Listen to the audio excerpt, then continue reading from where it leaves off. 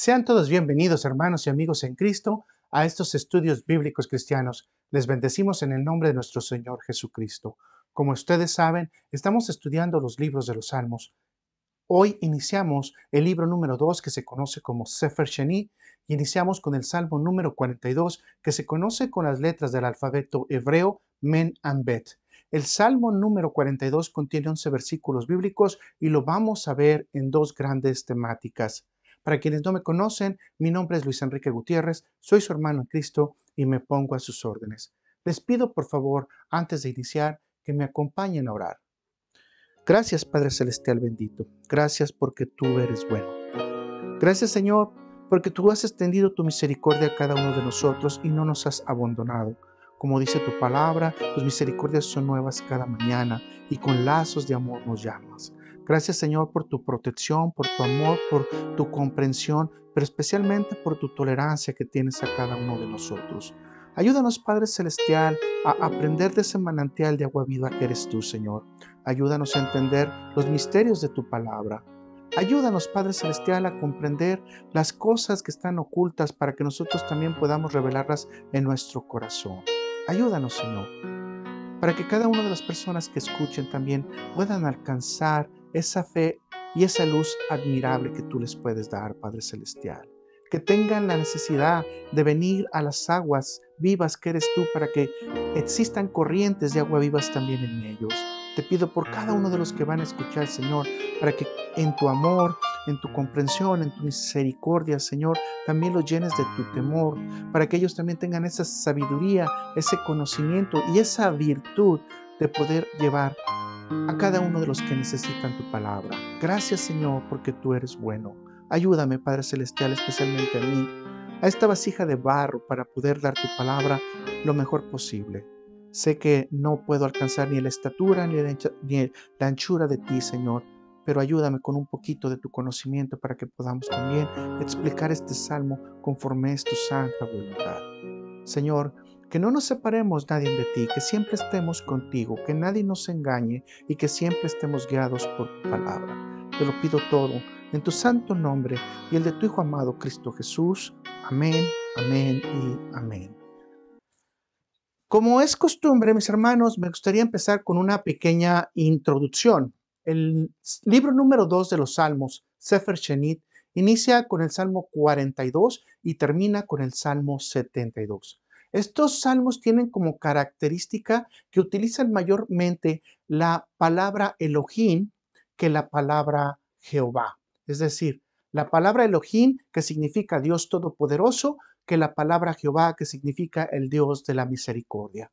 La palabra Elohim aparece en el libro 2 de los Salmos 164 veces, mientras que la palabra Jehová aparece en el libro de los Salmos número 2 solamente 30 veces.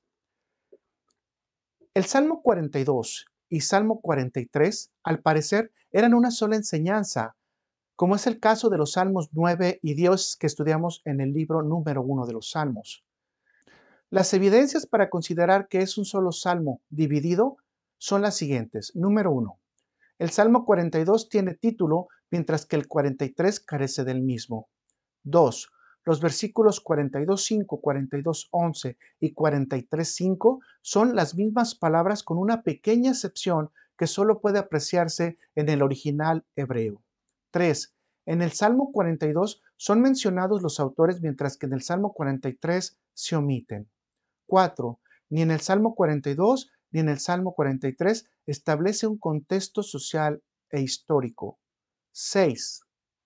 El Salmo 42 no tiene un final y el Salmo 43 sí contiene un final. Todo esto hace pensar que el Salmo 42 y 43 fueron divididos para utilizarlos en el templo como enseñanzas cortas e independientes. Al Salmo 42 en general es considerado como un espejo de los piadosos y sus contrastes afectivos, sentimientos y razonamientos en relación con la presencia o la ausencia de Dios en sus vidas. En el Salmo 42 podemos encontrar deseos vehementes, temores, dudas, gozos, pesares, esperanza, confianza. Pero al final, el salmista nos enseña que la actitud de fe que debe demostrarse es la plena confianza en Dios y su salvación. Dios es quien permite todas las cosas conforme a sus planes.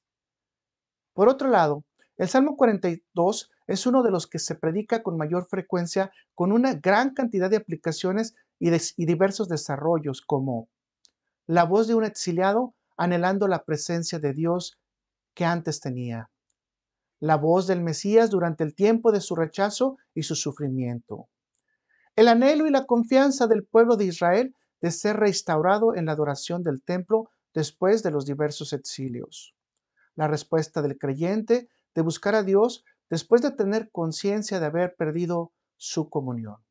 Todas estas aplicaciones son correctas para obtener una enseñanza práctica que lleve a conocer la relación de Dios con el hombre. Pero para el estudio actual, solo vamos a tomar la referencia, la que es la contextual, y sus aplicaciones en la vida del creyente, quien ha perdido el privilegio de estar en la presencia de Dios y sus actividades sagradas por causas involuntarias. Así que una lectura cuidadosa de las 11 versículos nos lleva a las siguientes realidades. 1.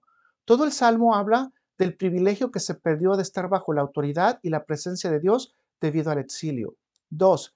El salmista recuerda y se lamenta de estar separado de las actividades sagradas de la casa de Dios, como son las fiestas y la oración, y empieza a valorar todo lo que tenía. 3. El salmista regresa a las sendas antiguas y tiene la confianza de que Dios le dará la salvación y lo restaurará en el servicio del templo en un futuro. 4. El amargo presente se convierte en un grito de esperanza y petición para que venga la misericordia de Dios y su salvación. De aquí podemos aprender que es mejor aprender a valorar y apreciar lo que se tiene que anhelarlo con el corazón y tener la esperanza de recuperarlo en el futuro. En el dicho popular se dice, nadie sabe lo que tiene hasta que lo ve perdido.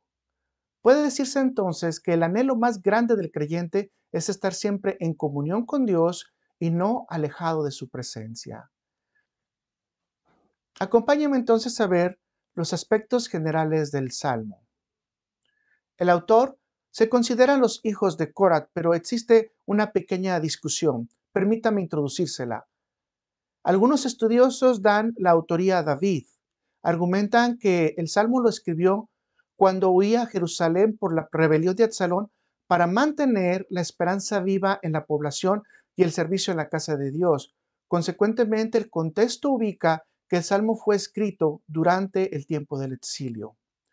Por otra parte, algunos otros determinan que el Salmo fue escrito por los descendientes de Corach, es decir, Coret en español, quienes eran levitas de la familia de los músicos, cantores y siervos que cuidaban las puertas de las casas de Dios. En un intento de determinar la autoría, el Salmo no menciona el nombre de David en el título, que es la característica de la gran mayoría de los salmos compuestos por él. Contrariamente, el Salmo sí menciona el título a los hijos o descendientes de Coret. Por lo tanto, la autoría que el Salmo nos da es la de los hijos de Coret. Esto también nos lleva a recordar una triste historia bíblica de la rebelión de Coret en contra de Moisés y Aarón, que se encuentran en el libro de Números capítulo 16. De hecho, podemos obtener una gran enseñanza para cuando estemos sometidos a la presión de una decisión con hechos que pueden tener el peso similar. Expliquemos. Los hijos de Coret estaban en un gran dilema y tuvieron que elegir entre apoyar la causa de su padre o quedarse al lado de Moisés. Al apoyar a su padre, les llevaría a cumplir el mandamiento de honrar a su padre y a su madre y tener una larga vida cumpliendo los decretos de Dios, o también conocidos como mandamientos. El quedarse al lado de Moisés era reconocer la autoridad de Moisés dada por Dios. Ante este dilema, ellos tenían que quebrar forzosamente uno de los mandamientos o la autoridad puesta por Dios. Ellos decidieron por la autoridad puesta por Dios y no por la rebeldía de sus padres, que violaba los estatutos divinos. Esto los salvó de la muerte y de bajar vivos al Seol, y les dio el privilegio de seguir viviendo y sirviendo a Dios a través de sus generaciones, como es en la casa de Dios. De aquí podemos tomar una enseñanza muy valiosa. El inteligente y temeroso de Dios enfrenta los dilemas poniendo a Dios primero, reflexionando sobre su justicia y orando para tener la revelación de la verdad divina. La fecha que se establece para el Salmo 42 es 1021 antes de Jesucristo. El tipo de salmo es un masquil, es decir, una instrucción, enseñanza u oda didáctica. Recordemos que un masquil siempre era cantado con la ayuda de un intérprete para que el público asistente lo pudiera comprender mejor. Siempre un masquil tiene un mensaje de importancia universal a los principios bíblicos para aprender y aplicarlos a nuestra vida. Los participantes es el director sinfónico.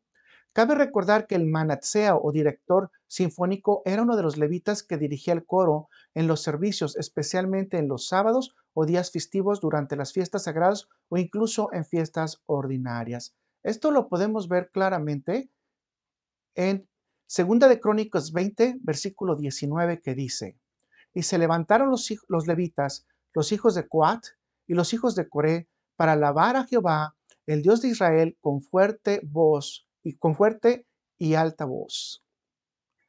Qué privilegio para aquellos que tienen el regalo que Dios de tener una fuerte voz y bonita voz para alabar al Dios Todopoderoso.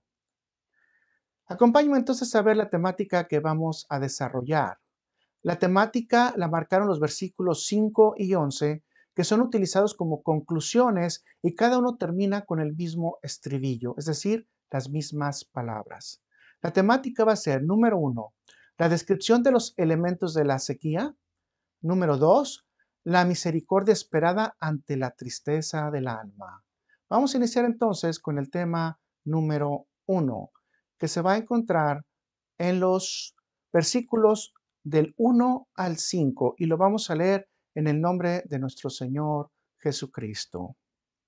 Dice: al músico principal, masquil de los hijos de Coré, como el ciervo brama por las corrientes de las aguas, así clama por ti, oh Dios, el alma mía. Mi alma tiene sed de Dios, del Dios vivo. ¿Cuándo vendré y me presentaré delante de Dios? Fueron mis lágrimas mi pan de día y de noche, mientras me dicen todos los días: ¿dónde está tu Dios? Me acuerdo de estas cosas y derramo mi alma dentro de mí, de cómo yo fui con la multitud y la conduje hasta la casa de Dios. Entre voces de alegría y de alabanza del pueblo en fiestas. ¿Por qué te abates, oh alma mía, y te turbas dentro de mí? Espera en Dios, porque aún he de alabarte, salvación mía y Dios mío. Con la figura de la sequía podemos entender que no se tiene acceso a algo que es necesario o vital para sobrevivir, como es el caso del agua para el cuerpo humano. En el contexto del Salmo, nos está diciendo que son elementos vitales para la nutrición de la mente y del alma. En los primeros 5 versículos del Salmo podemos encontrar 3 cosas importantes. Número 1, los elementos que componen la sequía. Número 2, los resultados de la sequía. Y número 3, contestar a una pregunta: ¿por qué ocurrió o por qué se llegó a la sequía? Iniciemos con los elementos de la sequía. El primer elemento que podemos encontrar es tener sed por el Dios vivo. Este símil lo podemos ver en el versículo número 1. Como el ciervo brama por las corrientes de las aguas, así clama por ti, oh Dios, el alma mía. Es una descripción poderosa, con un profundo deseo de comunicarse con el Dios vivo. Esto explica que el salmista está experimentando una sequía del Dios vivo, que se ha tornado, obviamente, en grave y dolorosa porque hay una ausencia total de Dios y su alma no la puede percibir. Obviamente, el tener comunicación con el Dios vivo es un ungüento para el alma. Todos los sufrimientos ocasionados por el exilio o por el enfriamiento espiritual se sanan yendo a las corrientes de agua viva que mitigan el dolor, dan alivio y conservan la vida. El deseo ardiente de saciar la sed del Dios vivo puede hacerse de 2 maneras. Número 1, con el estudio constante de la palabra de Dios. Número 2, con reconocer en fe a Jesucristo como Señor y Salvador.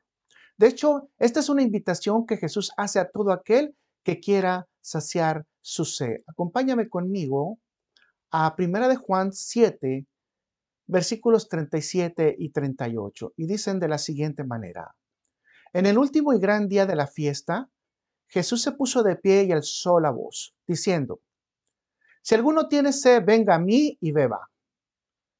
El que cree en mí, como dice la Escritura, de su interior correrán ríos de agua viva. Así que Jesús te invita a beber del agua de Dios vivo. La recompensa es la salvación y la guía del Espíritu Santo. El segundo aspecto que podemos encontrar en la sequía es que el salmista anhela la presencia de Dios. Como se puede observar, nuestra alma desea con vehemencia entrar en contacto con el Dios vivo, porque eso nos da vida. Leamos en Deuteronomio 4, versículo 4. Mas vosotros que seguís a Jehová, vuestro Dios, todos estáis vivos hoy. Hermosas palabras. Todos tenemos vida cuando estamos en Dios, cuando lo seguimos, cuando lo buscamos. El estar en la presencia de Dios es la garantía de tener una comunicación personal que trae la bendición y la vida. Consecuentemente, si la presencia de Dios está ausente en la vida del justo o del creyente, tiene como consecuencia el sentir la separación del alma de su Creador. Esto no permite que puedas contemplar el rostro de Dios. En otros salmos se expresa esta frase como: Dios ha ocultado su rostro del creyente. La sequía número 3 que encontramos es desear las actividades sagradas de la casa de Dios. El alma del salmista estaba abatida por el recuerdo nostálgico de las glorias pasadas y por la interrupción del servicio sagrado en la casa de Jehová. Esto se considera que es una parte profética del Salmo 42, debido a que, coincidentemente, el versículo se repite 3 veces entre el Salmo 42.5, 42.11 y 43.5, y el pueblo de Israel sufrió la interrupción del servicio sagrado de la casa de Dios en Babilonia, Grecia y Roma, tiempos en los cuales también estuvieron sometidos a dioses paganos o ajenos y estuvieron en un exilio y en un dominio territorial por causa de otras naciones o por los enemigos. La cuarta sequía que podemos encontrar es participar en las procesiones en el pueblo, es decir, anhelar participar en las procesiones con el pueblo. El salmista recuerda el pasado cuando su relación con Dios estaba estable y se alegraba de participar en las procesiones de adoración en Jerusalén. Los cánticos, el ascenso gradual se entonaba en todas las celebraciones sagradas. Leemos cómo se unía el pueblo para estas celebraciones solemnes. Esto lo podemos encontrar en 2 de Crónicas, capítulo 7, versículos del 8 al 10. Entonces hizo Salomón fiesta 7 días, y con él todo Israel, una gran congregación desde la entrada de Hamat hasta el arroyo de Egipto. Al octavo día hicieron solemne asamblea porque habían hecho la dedicación al altar en 7 días y habían celebrado la fiesta solemne por 7 días. Y los 23 días del mes séptimo envió el pueblo a sus hogares, alegres y gozosos de corazón. Voy a repetir: alegres y gozosos de corazón por los beneficios que Jehová había hecho a David y a Salomón y a su pueblo Israel. Esto es lo que extraña el salmista y anhela su alma: tener todos los beneficios y la alegría que da servirle a Dios. Evidentemente, el salmista tenía experiencias de oración y comunicación junto con el pueblo de Dios. Él mismo había sido activo con dirigir a otros. Con esto se puede confirmar que el autor es un participante activo del servicio del templo, y con esto volvemos a comprobar que es un cantante de los hijos de Coret. Aunque los recuerdos aumentan su nostalgia, pero al mismo tiempo le dan la esperanza de que pronto verá la mano de Dios y volverá otra vez a restablecerse en los servicios del templo. Pasemos ahora a revisar los resultados de la sequía. El primer resultado es desesperación y turbación. El no tener al Dios vivo ni disfrutar de su presencia o tener actividades sagradas en la casa de Dios tiene como consecuencia el deprimirse con la manifestación de síntomas como la tristeza, melancolía y, por qué no, algunos sentir hasta la separación y la muerte. Este tipo de situación puede traer una confrontación muy fuerte al alma al sentirse separada completamente de su Creador. Jesús nos enseña esto como un principio con su ejemplo. Veamos esto en Mateo 26, versículo 38. Entonces Jesús les dijo: mi alma está muy triste hasta la muerte. Quedaos aquí y velad conmigo.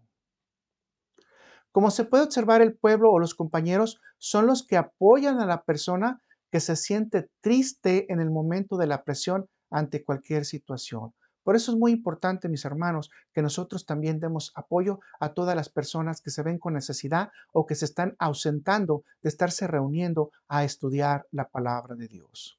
La segunda consecuencia es la confrontación y la burla de los enemigos.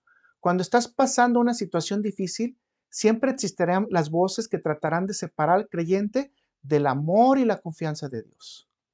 La pregunta confrontativa del enemigo que se ve en este salmo es: ¿dónde está tu Dios? Y déjeme decirle que esto se ve dos veces. ¿Dónde está tu Dios? Esto insinúa que Dios le había desamparado al salmista durante su proceso de destierro. Consecuentemente, la melancolía sería parte del estado de ánimo del salmista y de todos los exiliados. La consecuencia número 3 es la esperanza en el rescate de Dios. El salmista refiere que aún tendrá tiempo para alabarle. Con esto confirma que existe la plena confianza que llegará a restablecer su relación con Dios, quien viene a salvarle y volverá a participar nuevamente en las actividades divinas en el templo sagrado en un futuro. Ante las situaciones difíciles, no debe de abatirse el alma, sino confiar que Dios vendrá al rescate. Leemos cómo nos describe este proceso David. Vamos a Primera de Samuel, capítulo 30, versículo 6, y dice: y David se angustió mucho porque el pueblo hablaba de apedrearlo, pues todo el pueblo estaba en amargura de alma, cada uno por sus hijos y por sus hijas, mas David se fortaleció en Jehová su Dios. Aunque la carne puede estar en angustia, el espíritu siempre debe estar esperando en el Señor. La pregunta obligada para cerrar es: ¿qué lleva a la sequía? La sequía puede venir por la desobediencia y la falta de involucración en las actividades que debemos de hacer en comunión con Dios. Por ejemplo, el no tener tiempo para la oración, la falta de la lectura de la palabra de Dios, el no practicar lo aprendido con el prójimo, el no atesorar la palabra en el corazón, la falta de tiempo para compartir la palabra, la falta de tiempo para tener comunión con Dios. Todo esto lleva a alejarnos de la presencia de Dios y a pensar que podemos manejar el tiempo y las experiencias para que el día que nosotros queramos podamos retomar lo que hemos dejado. El Salmo nos enseña que podemos tener una sequía mayor y estar totalmente ausentes de la presencia de Dios. Quizás no volvamos a tener tiempo de tener esa comunión con Dios. Recordemos que de nosotros no es la vida y la muerte, sino que eso pertenece, o ese privilegio le pertenece solamente a Jehová. Para terminar, permítame hacer una observación antes de terminar la explicación de estos primeros 5 versículos. Como se había mencionado, el versículo 5 se repite 2 veces en este Salmo 42, es decir, en los versículos 5 y versículos 11, y volvamos a mencionar, y una vez más se va a repetir en el Salmo 43, 5. El Salmo tiene una discrepancia entre las versiones en español y las versiones traducidas en español de parte de Israel. En la última parte del versículo dice en Reina Valera: salvación mía, Dios mío. A diferencia, la traducción de las versiones judías dice: por las salvaciones de su rostro. En hebreo, directamente dice Odenu Yeshuot Panav, es decir, por las salvaciones de su rostro. En este punto teológico vital, en la interpretación del texto original hebreo, se le llama las salvaciones de su rostro de Dios porque Dios tiene en marcha sus justicias y sus misericordias de acuerdo con sus objetivos y su visión omnisciente, aunque no necesariamente los seres humanos lo podamos entender. Y pensemos que estamos siendo desamparados por Dios o estamos pasando por algún tipo de injusticia. Esta confirmación de que todo lo que hace Dios es perfecto y es bueno para el creyente. Esto lo podemos ver nosotros en Romanos 8, capítulo 28, que dice, y sabemos que a los que aman a Dios, todas las cosas le ayudan a bien, esto es, a los que conforme a su propósito son llamados. Las salvaciones de su rostro, consecuentemente, siempre están activas para los justos del Señor, solo que tendremos que aprender a esperar en los resultados. La reflexión final es el consejo de fe que el mismo salmista nos da. No debemos de turbarnos sabiendo que existe un Dios todopoderoso que tiene todo el control. Esperar en el Dios de justicia llena la fe y la confianza de un creyente que espera estar pronto honrando y alabando a Dios. Podemos llegar a esta breve conclusión. El Dios vivo es la fuente del agua viva. Uno que ha experimentado el gozo de la comunión con Dios nunca estará satisfecho sin la comunicación con Dios. Cuando algo la interrumpe, el creyente siente tristeza. El alimento o pan de lágrimas es una expresión de mucho dolor y el dolor se agrava porque los incrédulos se burlan. Sin embargo, el verdadero creyente siempre se abriga en Dios. Pasemos al tema número 2. La misericordia esperada ante la tristeza del alma. Salmo 42, versículos del 6 al 11. Y dice así, Dios mío, mi alma está batida en mí.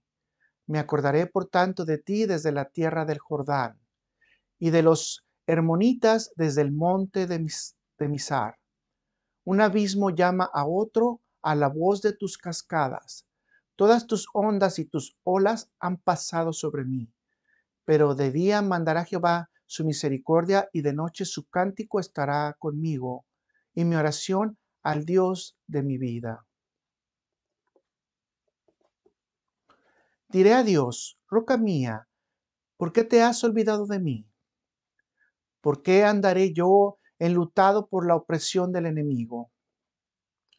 Como quien hiere mis huesos, mis enemigos me afrentan, diciéndome cada día, ¿dónde está tu Dios?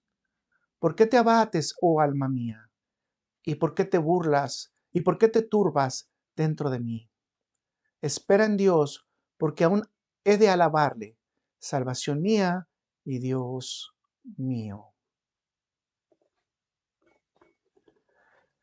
La clave para enfrentar las situaciones difíciles y extraordinarias o los problemas del estado de ánimo se encuentran en esperar a que Dios extienda su misericordia para tener una comunicación plena con Él. Veamos las señales de la tristeza o el desaliento. En estos versículos el salmista confirma que se encuentra en destierro o viviendo como extranjero. El salmo nos muestra varias señales del desaliento. La primera es un alma abatida. El salmista consuela a su alma de la tristeza que tiene y se reprende a sí mismo por su desaliento.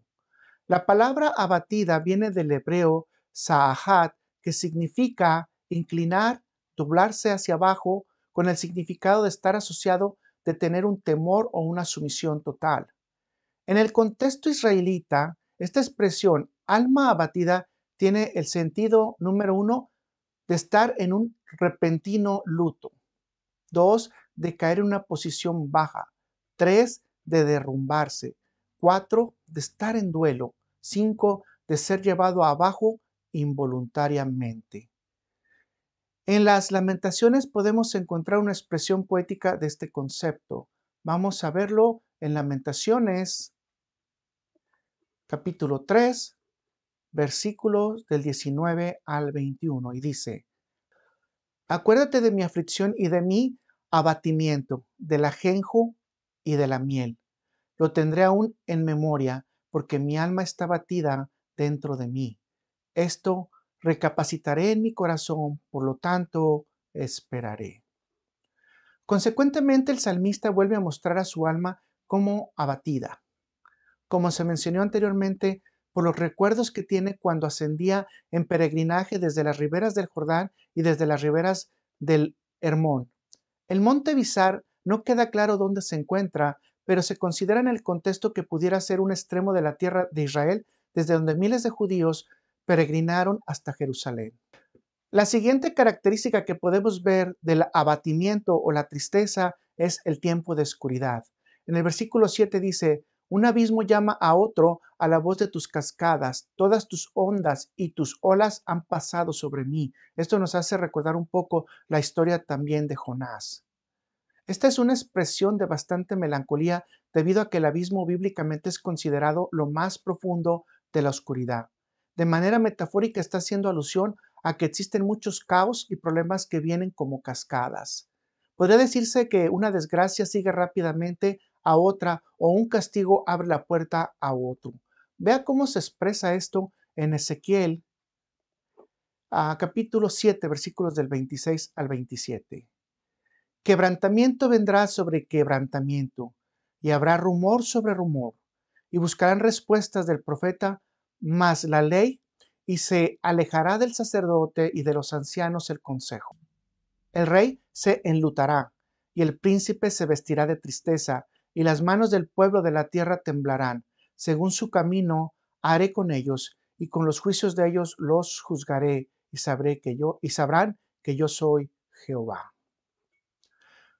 Como se puede ver, existe una serie sucesivas de castigos, tristezas o desgracias que llevan a tener un ambiente de oscuridad social y personal. Existe un dicho popular que dice, está lloviendo sobre mojado. El tiempo de oscuridad solo tiene la posibilidad de sobrellevarse cuando la luz admirable que proviene de Dios ilumina la tristeza o la oscuridad del ser humano. Déjeme entonces compartir con usted algunas de las manifestaciones de confianza que nos da el salmista. Dice el salmista, Dios nos enviará su misericordia. El salmista, por otro lado, entonces nos destaca el punto de que entre la destrucción y la salvación está la misericordia de Dios. Así cuando despunte el amanecer de la misericordia, vendrá la apertura de la redención y de la comunicación abierta con su roca que es Dios. El salmista puede hacer preguntas a Dios y dejarle saber sus dudas y quejas en relación con el enemigo. Esto puede observarse en el versículo número 10. Como quienes hieren mis huesos, mis enemigos me afrentan, diciéndome cada día, ¿dónde está tu Dios? Puede entenderse que como una espada incrustada en mis huesos son para mí las burlas que hacen los escarnecedores, especialmente dudando de la existencia de Dios. Podemos ver esto en la escritura en Proverbios 12, versículo 18, que dice, hay hombres cuyas palabras son como golpes de espada, mas la lengua de los sabios es medicina. Permítame entonces hacer la última aclaración que vendría nuevamente en el versículo 11. En el versículo 11, como habíamos mencionado anteriormente, tiene una variación en la traducción. La parte que dice salvación mía y Dios mío, en el versículo 5 se traduce por las salvaciones de su rostro. Voy a repetir, por las salvaciones de su rostro. En el versículo 11 se traduce por las salvaciones de mi rostro.